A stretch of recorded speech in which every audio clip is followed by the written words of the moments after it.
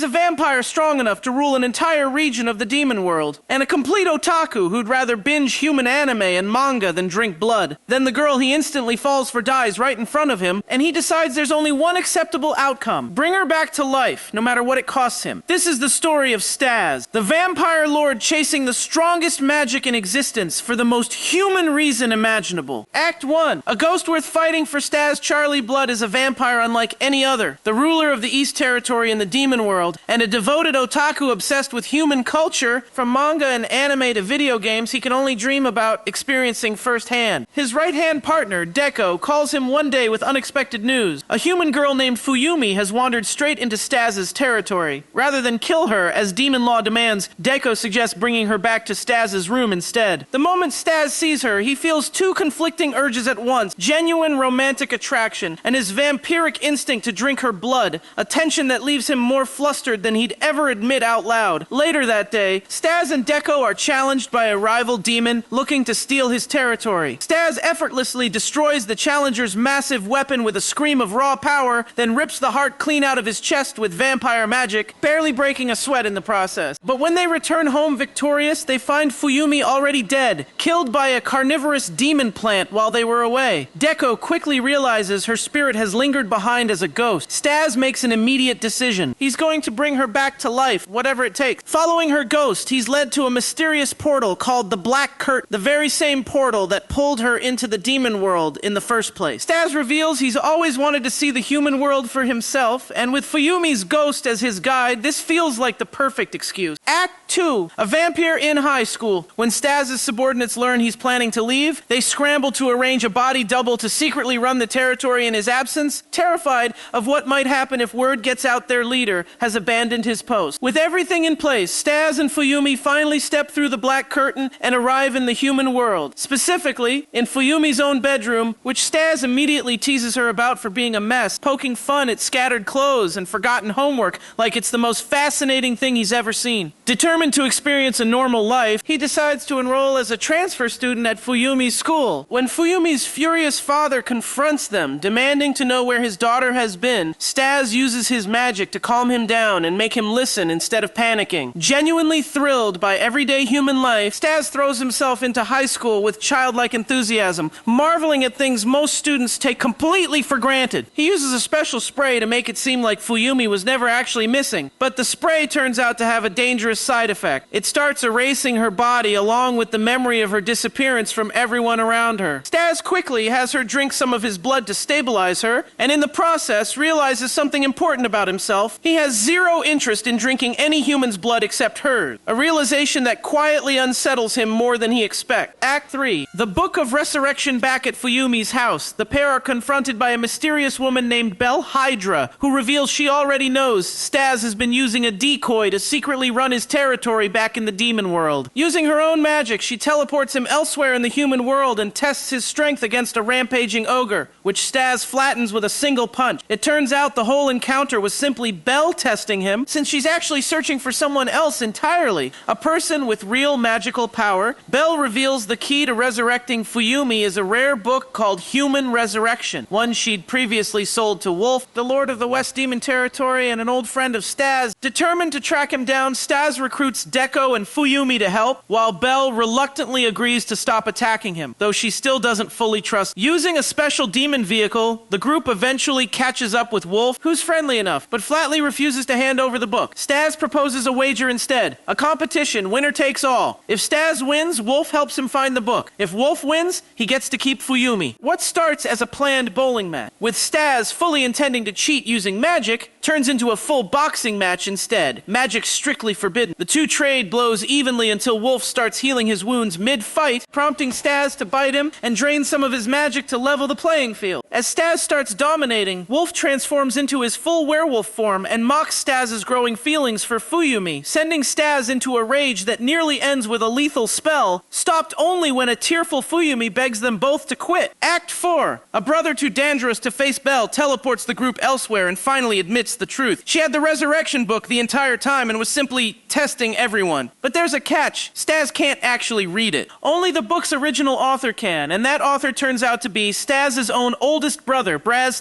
Blood. Staz is visibly terrified at the thought of facing him, him and refuses to visit the Acropolis, the Blood family's home city. Furious at his cowardice, Wolf has Belle open a portal and physically kicks Staz through it. Staz lands directly in Belle's bedroom, where she presses him on his motives, and he finally admits the real reason for his fear. Years of brutal, painful experiments and torture at his brother's hands, testing the limits of his magic, even shooting him with bullets during the process. Realizing Staz isn't some reckless magic thief, but a genuinely traumatized boy, Belle tries to motivate him by locking him inside her personal spatial grid room. Staz promises her he'll soon unlock his true power for real. Over dinner that night, Belle finds herself quietly starting to develop feelings for him. Meanwhile, back in the demon world, Fuyumi's original body continues to slowly disappear, forcing Wolf to seek out a brilliant but unstable scientist named Frankenstein for help. Act 5, zombies, lies, and a monster named Akim and Staz travel to the Acropolis, deliberately causing chaos to break the city's magic seal. Sneaking into Braz's castle, Staz is quickly discovered by his younger sister Liz, who despises him as a traitor and throws him in a prison cell. Manipulated by fellow prisoners into pressing a mysterious button, Staz ends up in a strange hallway where Liz reveals the only way out is defeating a group of undead zombie warriors, something no one has ever managed to do. Staz loses fight after fight against their overwhelming speed, strength, and teamwork, unable to land a decisive blow no matter what he tries. Elsewhere, Franken discovers that Fuyumi can only be stabilized using Staz's own blood, and that as a ghost, she can absorb demon magic, meaning she could theoretically become even more powerful than most demons if she absorbed enough of his power. Meanwhile, Braz learns his brother is in the city and wants to reunite with him, though the rest of the Blood family refuses to help. Belle discovers that Franken is secretly planning to test his new creation, a monster stitched together from demon parts named Akim, in actual combat. Before that plan can unfold, Akim breaks loose from the lab entirely and starts hunting demons on his own. Wolf strikes a deal with Franken. If he defeats Akim, Fuyumi will be restored to her stable ghost form. Braz, meanwhile, offers Staz a deal of his own. He'll teach him the resurrection spell, but only if Staz helps hunt down Akim first. Staz refuses, and Braz reveals a shocking secret. He sealed a massive reserve of magic inside Staz years ago, and only he can unlock it. He orders Liz to send the zombies after Staz again, determined to force his real power to the surface through combat. Act 6. The battle against Akim. Wolf tracks down Akim and finds him slaughtering demons in horrifying fashion, confirming he's every bit the monster Franken feared he might become. Their battle is brutal and evenly matched. Wolf has never faced an opponent this dangerous. Akim reveals he's actually a demon possessing a reanimated corpse, and Wolf, drawing on his pipe's magic, transforms fully into a werewolf to keep up. Meanwhile, Belle traps Franken inside her grid room and forces him to reveal everything he knows about the creature. As the fight escalates, Staz, having finally been pushed hard enough by Braz's zombie gauntlet,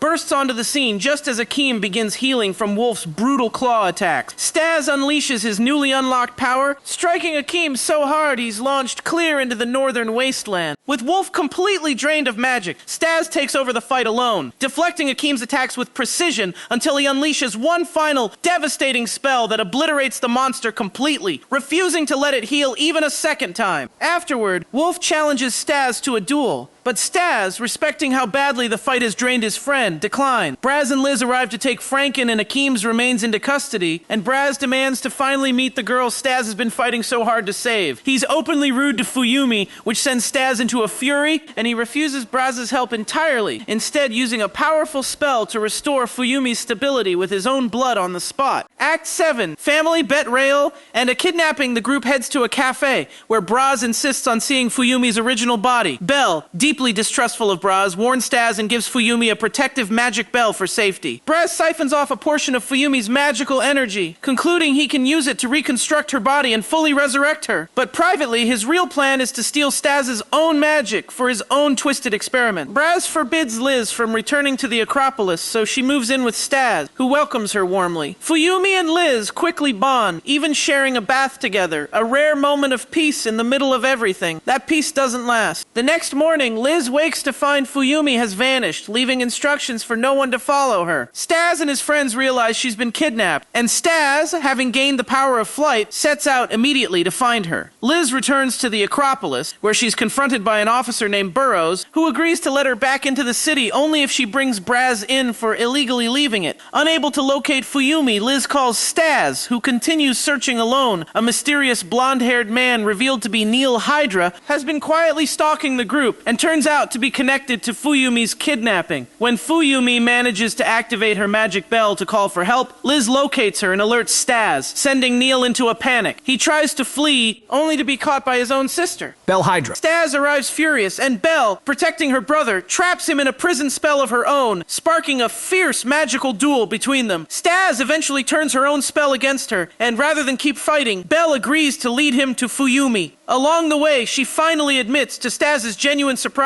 that she's developed real feelings for him. Finnell, a war brewing. A choice to make Braz, cornered by Acropolis forces, reflects bitterly on his painful past, including watching his own father killed by the ruler of the Acropolis, Wolf Daddy. Elsewhere, Neil and Fuyumi reunite with Staz and Belle, and the group learns more about Nell and Belle's mother and her hidden agenda. Wolf Daddy meets with Braz and needles him about his responsibilities, finally pushing Braz to confess that he was behind Akim's creation all along, hoping to spark a war against Wolf Daddy's rule, working in secret with Franken to build an even more powerful successor. Furious, Wolf Daddy gives Braz 3 days to name a successor to the throne or face execution alongside him. Braz narrowly escapes, hunted by Acropolis warriors. Staz is pulled aside and teleported to a floating island in the sky where he meets Hades' Hydra, the true lord of the Hydra territory. Hades reveals the origin of Neil's creation and Fuyumi's father's role in it, then presses Staz on why he's so desperate to resurrect her. Staz finally admits the truth. He wants to understand his real feelings for her, but can't be certain of anything until she's whole again. Hades tricks him into a binding promise. If he ever acts against Fuyumi's own wishes, it will cost him his life. Reunited with Fuyumi, Staz realizes just how much pain his promise has already caused her, and finally tells her the resurrection will only happen if it's truly what she wants. She agrees, and the two leave the Hydra territory together, with Hades quietly wondering whether Staz has what it takes to become a real hero for the people he loves. Far away, Braz reaches his secret lab, where Franken is already waiting with their next project, an even more powerful successor to Akim. In a final, gut punch reveal, the new body chosen for the creature turns out to be the corpse of Staz and Braz's own father, resurrected as a monster. That's the story of a vampire who fell in love with a ghost and decided the rules of life and death simply didn't apply to him. If you want to see whether Staz actually manages to bring Fuyumi back, and what happens when his own father returns as a monster stitched together by the brother who tortured him, go check out the full series for yourself and let me know in the comments. Should Staz end up with Fuyumi, or does Belle deserve a real shot at his heart?